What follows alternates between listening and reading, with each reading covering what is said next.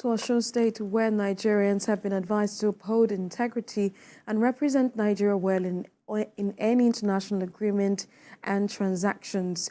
This came to the fore at the 2024 edition of Bola Ajibola Memorial Conference at the Obafemi Awolowo University in Ile-Ife.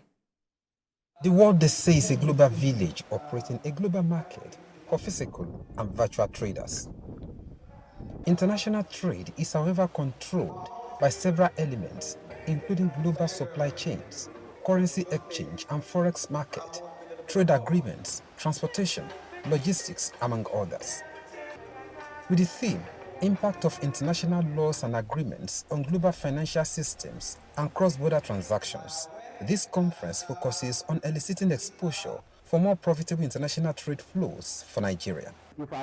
Speakers dwell on the need for Nigerians to be acquainted with international laws and agreements while trading in the global market. Like before, where there are strict borders, there are tariffs, there are taxes that are not allowing the flow of this market. It is no longer like that. It has been deregularized.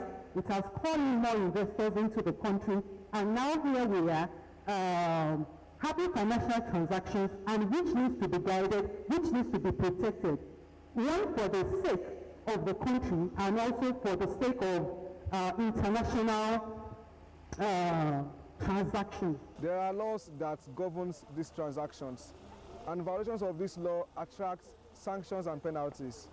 So we're talking about what are those laws now that governs these transactions, how are they enforced, what are the enforcement mechanisms, and how do we get judgments? In fact, how are the judgments eventually enforced? Yeah, and for the incoming law students, the aspirants we have out there, I would say best of luck. Some of the law students in attendance described the program as an eye-opener for better understanding of international laws and agreements. One of the things I gained is that the role of the ADR and the Institute of Chartered Arbitrators is very, very prominent. It shuttles between private international law, public international law, international arbitration, and some of those very key instruments that you want to observe as budding lawyers. They also want both local and international traders to be faithful in their operations and avoid scams, fraud, and any activity that can damage the integrity of Nigeria. Rafiu Hamid, TVC News, Ile-Ife, Osun State.